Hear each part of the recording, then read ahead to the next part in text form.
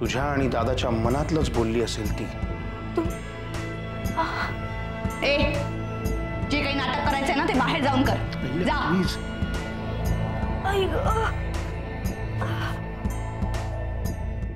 जानकी, हाँ झालीस का तयार? आत्याबाई मला काय झालंय? अगं काही झाल्यावर मगच जायचं असतं का हॉस्पिटलमध्ये? असेल काहीतरी तपासणी।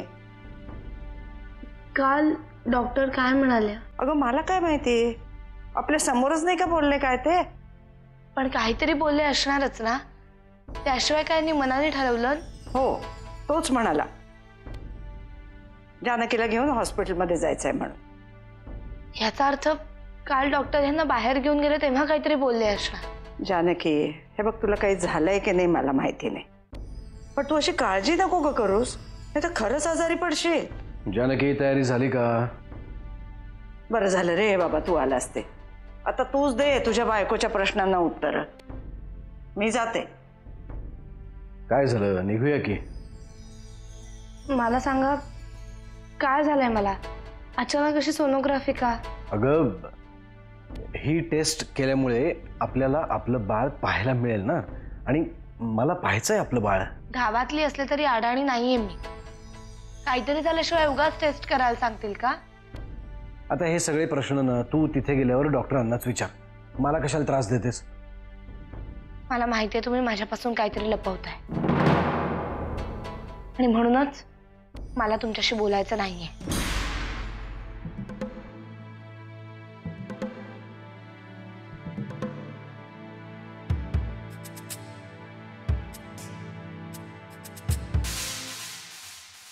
नरसिंह किल्लेदार आणि वामन किल्लेदार यांची डीएनए टेस्ट तुमच्याकडे झाली आहे म्हणे? हो, त्यांचे रिपोर्ट्स तर उद्या मिळणार आहेत। डीएनएचा रिपोर्ट काय आहे हे मला चांगलंच माहिती, पण मला हवा तसा रिपोर्ट जर का तुम्ही करून दिला तर त्याची योग्य ती किंमत मिळेल तुम्हाला। तुम्ही जे काही बोलताय ते कधी शक्य नाही मॅडम। यात काय आहे? याच्यात तुम्हाला आयुष्यभर पुरतील एवढे पैसे।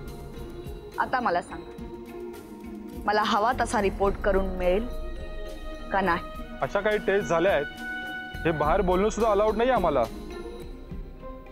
एकदा का हे काम झालं की याच्यात दुप्पट पैसे तुम्हाला मिळतील।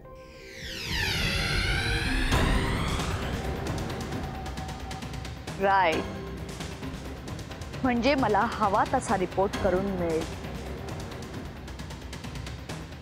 थँक्स।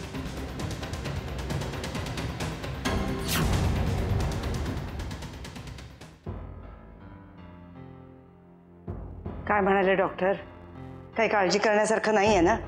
झाली तपासणी? आत्याबाई तू पण लहान मुलासारखं करतेस। आता ठरलंय ना आपलं, प्रश्न विचारायचे डोहाळे हिला लागलेत म्हणून। अरे पण काहीतरी तर बोलले असतील ना डॉक्टर? काही नाही बोलले, आम्ही तिकडे गेलो, त्यांनी तपासलं आणि आम्ही निघालो, एवढं। चला, म्हणजे काही काळजी करण्यासारखं ना?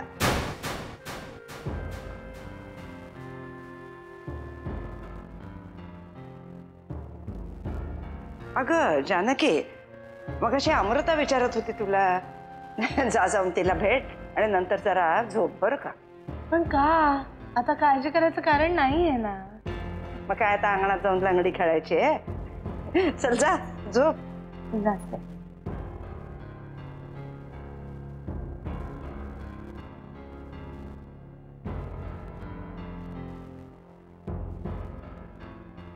खरं सांग, काय म्हणाले डॉक्टर?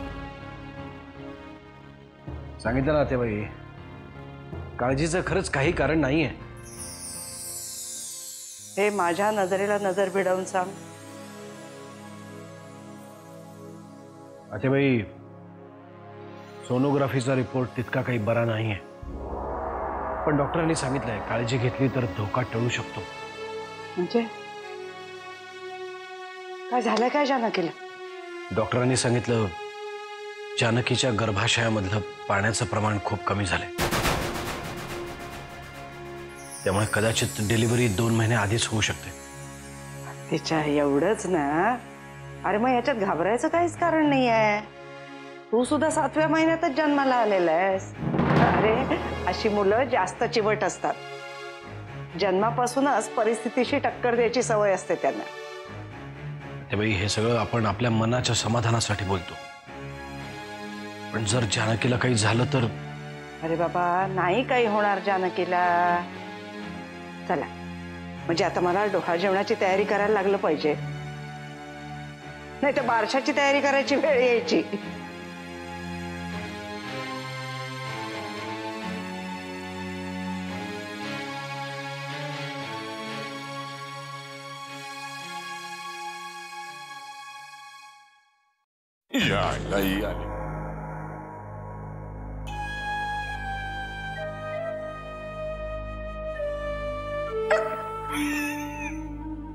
टक्कर एवढा घाबरला, भाग केलंच तर कसं झालं, म्हणूनच भाग केलं नाही.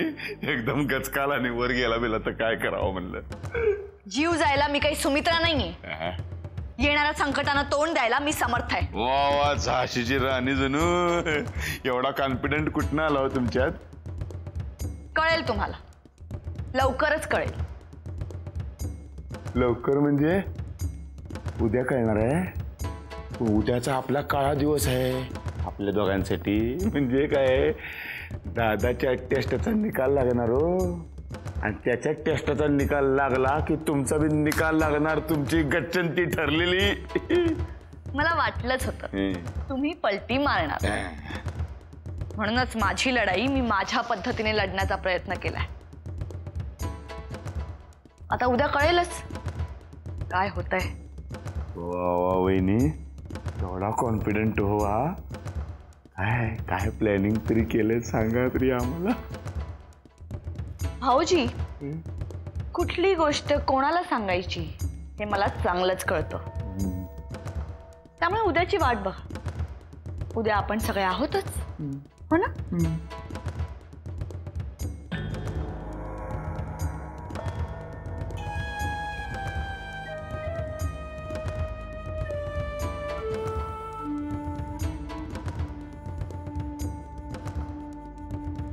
एवढा कॉन्फिडंट म्हणजे काहीतरी सॉलिड प्लॅनिंग केलेलं असणार वहिनीनी. असं तर नाही ना म्हणा, त्यांची गच्चंती व्हायच्या ऐवजी मायला आमचीच गच्चंती. चला, आज आता आपण सगळेजण इथे आहोत टेबलावर, तर मला तुम्हाला सगळ्यांना एक गोष्ट सांगायची. आपण परवा जानकीचं डोहाळ जेवण करतो, आणि आत्याजीच्या या निर्णयाला माझं अनुमोदन आहे. मी पण. आत्याबाईच्या कुठल्याही प्रस्तावाला मी कधीच विरोध केला नाही. मी तर लई नाचणार आहे. डोहाळ जेवण म्हणजे गावातल्या लग्नाची वरात नाही तिथे नाचायला.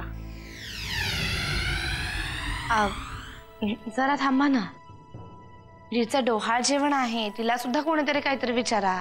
नाही, तू फक्त सगळ्यांच्याकडनं कोड कौतुक करून घ्यायचेस, प्रश्न विचारायचे नाही. मग आपण सगळ्यांनी आता परवाच्या तयारीला लागायचं. हा आत्याबाई, मला सुद्धा एक अनाउन्समेंट करायची. मी आणि हे आम्ही दोघेही मिळून एक मूल दत्तक घेतोय.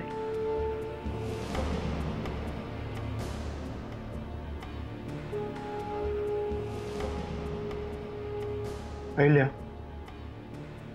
या विषयावर आपलं बोलणं झालं होतं, निर्णय झालेला नव्हता. हो, मग निर्णय घ्यायला कितीसा वेळ लागतोय? तसंही आपल्याला कुठे डोहाळ जेवण करायचंय. आता काय काढलंस तू हे दत्तक वगैरे? हो, प्रत्येकाचं नशीब काही जानकीसारखं नसतं ना.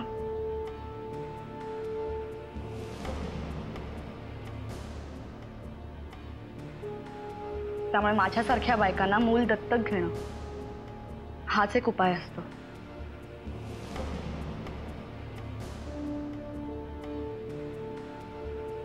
सॉरी, मी अहिल्याच्या भावनांची कदर करतो, पण मूल दत्तक घ्यायचं तर मग उगाच अनाथाश्रमात कशाला जायचं ना. गण्या आहे की, आपण गण्यालाच दत्तक घेऊया.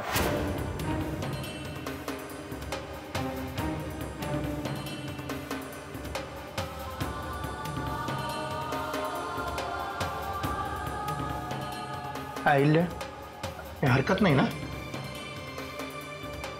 मी या विषयावर नंतर बोलेन. नाही, हा विषय तू काढलास त्या टेबलवर तेव्हा संपवायलाही ह्याच टेबलावर हवा. अरे गण्या, होशील ना आमचा मुलगा? तुम्हाला दुसरं कोणी मिळालं नाही का?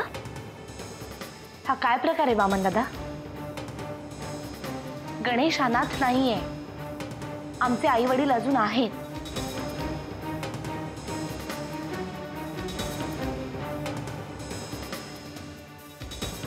आणि अनाथाश्रमातले फेरे वाचवण्यासाठी तुम्ही शेजारी बसलेल्या प्रत्येकाला दत्तक नाही घेऊ शकत. अगं तसं काही नाही, त्याला दुसरं काहीतरी म्हणायचं असेल. आत्याबाई त्यांना काय म्हणायचं आता सगळ्यांनीच ऐकलंय. जानकी, वामन दादा आम्ही गरीब असू पण आम्ही अनाथ नाही हो. तुझा काहीतरी गैरसमज होतोय. मला फक्त अहिल्याचा मुद्दा फोडून काढायचा होता, बाकी काही नाही. बस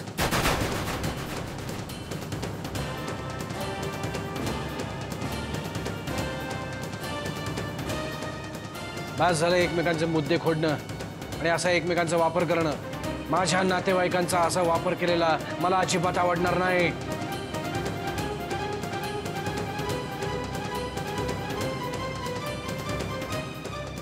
तुझे नातेवाईक कोणीच नाही आहेस का आमचा? हे उद्या DNA टेस्टचा रिझल्ट आल्यावर कळेलच.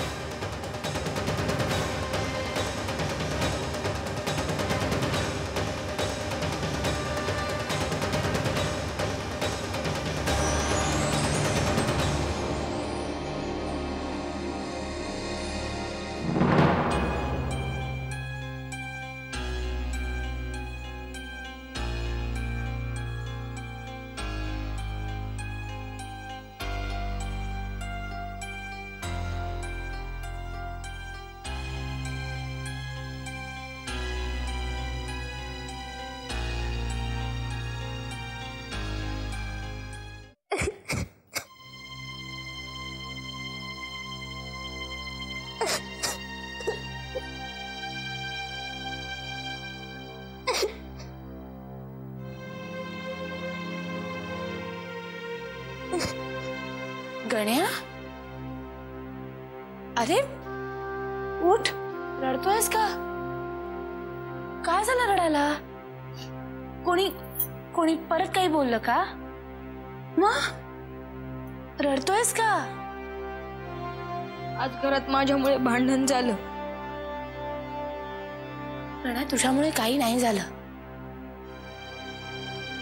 वामन दादांनी असं बोलायला नको होतं. त्यामुळे जे काही घडलं ना त्यामध्ये तुझी किंवा माझी कोणाची काही चूक नाहीये. पण तू वामन दादांना का बोललीस? बोलायचं होतं तर अहिल्या काकूला बोलायला हवं होतंस. वामन दादांना का? कारण ते तुला अनाथ म्हणाले. या घरात आपल्याला कोण कोण काय काय बोललेत, त्यांना आपण काहीच बोललो नाहीये. आपल्याला अनाथ बोललेत, घाणेरडे म्हणालेत,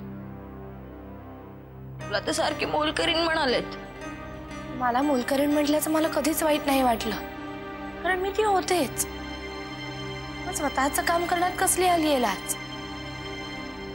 गण्या, लोक काय बोलतात त्याचा विचार नाही करायचा. आपण फक्त आपलं काम करत राहायचं. एवढ्या सगळ्या लोकांनी बोललेलं आपण विसरून गेलो. मग वामन दादाच्या बोलण्याचा एवढा राग का आला तुला? मला नाही माहिती, पण मला राग आला एवढं नक्की. त्यांनी तुला असं बोलायला नको होतं. पण याच वामन दादांनी आपल्यावर प्रेम केलंय. आपल्याला जे आपण या घरातून हाडबुड करत होते तेव्हा आपल्या मागे फक्त वामन दादा उभे होते. अमृताताई भाऊजी पण कधी कधी आपल्याशी वाईट वागलेत, पण वामन दादा कधीच वाईट वागलेले नाहीयेत आपल्याशी. गण्या, ते मला माहितीये गण्या, पण कदाचित अहिल्याताई असं म्हणाला की तुम्हाला याच्याशिवाय दुसरं कोणी मिळालं नाही का, त्याचा मला जास्त राग आला. मग त्यांना बोलायचं होतंस ना, मी पण तुला मदत केली असती, कारण मला पण नाही आवडत त्या. पण काही झालं तरी आपण वामनदादांशी बोललं पाहिजे, कारण त्यांनीच आपल्याला खरं प्रेम दिलंय. आपण दुःखात असल्यावर ते आपल्याला बासरी वाजवून दाखवायचे. मला त्यांच्याशिवाय नाही करमत.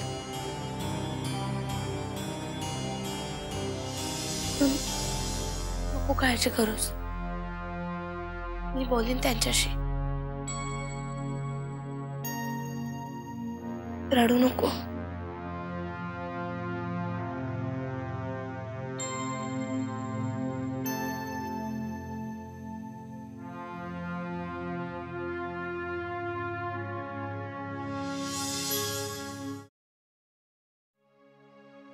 अरे तू कधी आलीस? कळलंच नाही मला. मला माहितीये तू कसला विचार करत असणारस. आज डायनिंग टेबलवर जे काही झालं त्याचाच विचार करतेस ना? अमृता, आज जे काही झालं किंवा गेले काही दिवस आपल्या घरात जे काही चाललंय ते आपण कोणीतरी विसरू शकू का? मला एक कळत नाहीये, वामन काकाला नक्की काय झालंय? गेले काही दिवस तो का असा वागतोय? अगं हे त्याला जाऊन विचारायची पण सोय नाहीये. आणखीनच त्याचा तिरका अर्थ काढेल काहीतरी. अगं पण म्हणून गप्प बसून नाही ना चालणार. त्याच्या या अशा वागण्याचा जाब कोणीतरी विचारलाच पाहिजे ना. हे बघ, बाकी कोणी बोलणार नसेल तर मी बोलेन त्याच्याशी. अगं तू काय, मी आत्ता जरी जाऊन त्याच्याशी बोलले ना तरी तो तिरकसच उत्तर देणार. पण मूल दत्तक घेण्याचा विचार त्याच्या डोक्यात कुठून आला? ती आहे ना महामाया, ती बसली असेल कानाशी किटकिट किटकिट करत. कारण इतक्या वर्षात मूल दत्तक घेण्याचा विचार त्याच्या तोंडून कधीच ऐकला नव्हता मी. मग आता अचानक? लहान असताना तर 2 धपाटे घालून गप्प केला असता त्याला. पण आता एवढा मोठा झाल्यावर कसं काय? पूर्वी माझा आदर करायचा, नरसिंहाचा धाक होता, जानकीवरही माया करायचा. असा कसा एकदम इतका कोरडा झाला? मग हे सगळं कोणीतरी बोललंच पाहिजे ना. आत्ता कोणी काहीही बोलायचं नाही. सगळ्यांची डोकी एकदा शांत झाली ना की मग बघू काय करायचं ते.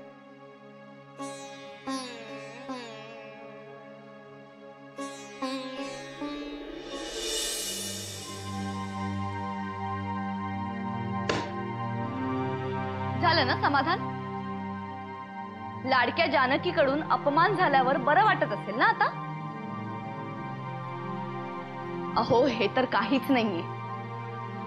तिचं खरं रूप यापेक्षाही भयंकर आहे. तिने कधीच तुमचा विचार केला नाही. पण तुम्ही मात्र माझी जानकी, माझी जानकी पहिल्या दिवसापासून तिला डोक्यावर बसवून ठेवलं. आणि आज तिने तुमच्या भावनांचा अपमान केला. ज्यावेळी तुम्ही तिचं कन्यादान करणार होता त्यावेळी तुम्ही तिला बाप म्हणूनही चालणार होता. नाही म्हणजे आठवतंय ना? का विसरला? आईला प्लीज प्लीज मला जरा शांत राहू दे. वा, अजूनही तुम्हाला शांतच बसायचंय का? मला वाटलं एव्हाना आतमध्ये आग उसळली असेल.